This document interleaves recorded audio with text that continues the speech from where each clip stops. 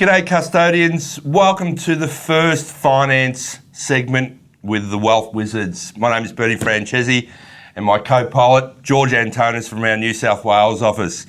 Look forward to obviously covering off some key facts, some key subjects, and obviously today we're going to kick off with borrowing capacity, talking a little bit about your credit file, and then giving you a little bit of coverage on our hot tips around valuations, equity positions, and LVR. So sit back, enjoy, and look forward to hopefully getting some positive messages across to you all.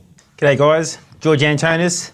What I want to do for you today is just show you your borrowing capacity. Now, as we may appreciate, borrowing capacities are subjective. So depending on who you talk to, you could talk to your local bank, you could talk to your mortgage broker. So depending on who you talk to, that'll dictate how much money you can borrow.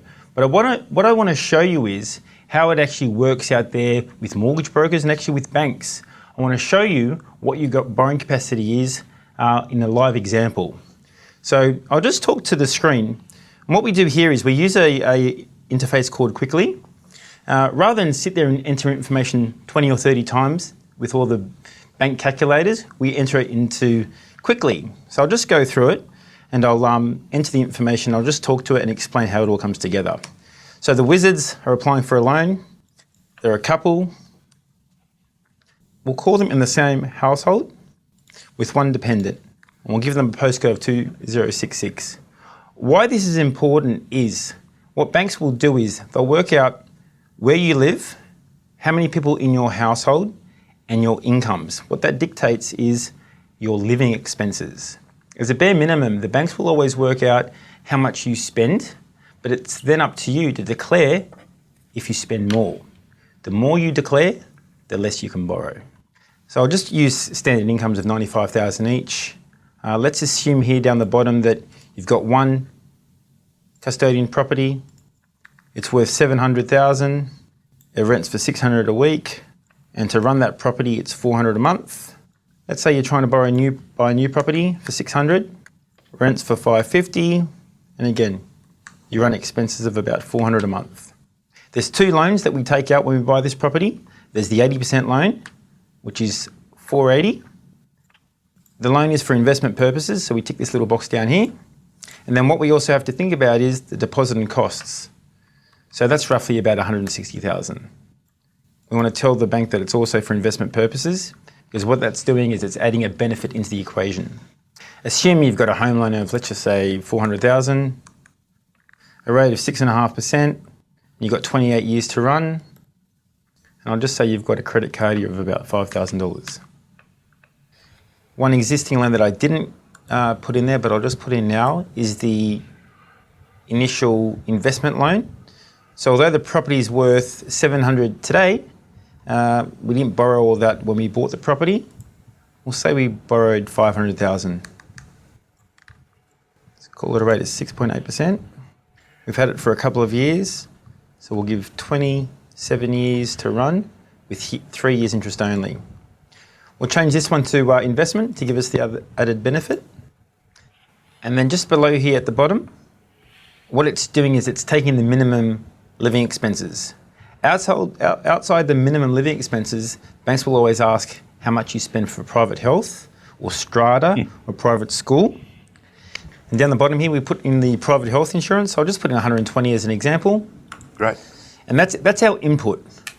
All right, so now all the data's been inputted, George, so we've got a clear case scenario here. What are we looking like on the right-hand side of the screen there? What does the capacity indicate? Okay, on the right-hand side is your borrowing capacity. So as you can see, the top 5 or 6 lenders or 7 lenders, they're all non-bank lenders. And the reason why you have a higher borrowing capacity with non-bank lenders is because non-banks are regulated by ASIC, whereas banks are regulated by APRA. Same legislation, different interpretation.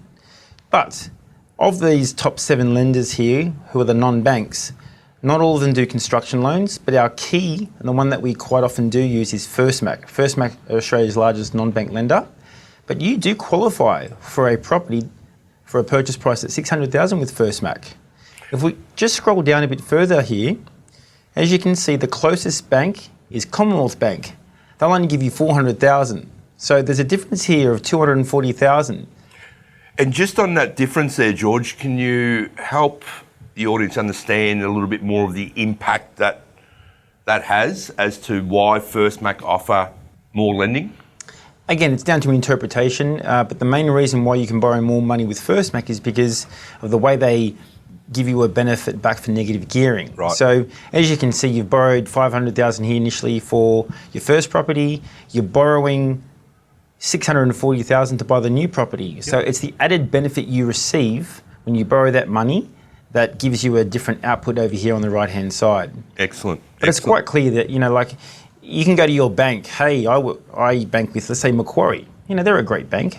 But if you went to Macquarie and you said, hey, Macquarie, how much can I borrow? They're saying $354,000. So it's not enough to buy a property. This is the difference in using a mortgage broker where we've got access to most of the banks.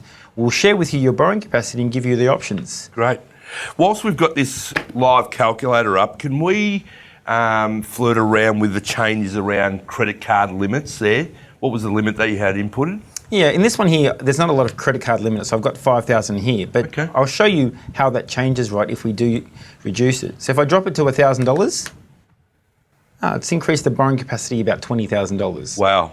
So on the flip side, if we go and say we've got a credit card limit of $15,000, what does that look like? Oh, that might hurt us, that one.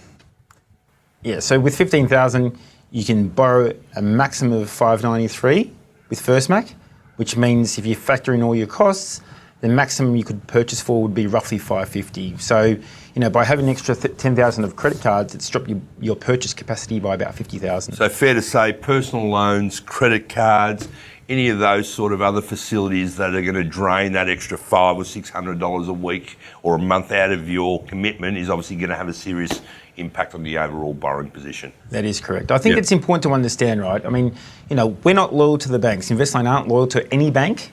We use the banks for what we need them for, and that's your borrowing capacity. So, if it is First Mac today, it doesn't mean you're going to be with First Mac for 30 years. Each year we review your loans, we'll see where you're at. If there's a better option where you do qualify and there's a better interest rate, you know what we're going to tell you to do? Pack it up and go to a different bank. Well, hopefully that's been a worthwhile visual exercise for you all. And obviously this is what George and I do each day. We play around with all the banking calculators and try to extract the maximum result possible. Whilst there's many other variables that we've got to take into consideration, such as LVRs, valuations, etc., we obviously try to maximise as much of the borrowing position that we possibly can for each and every one of you.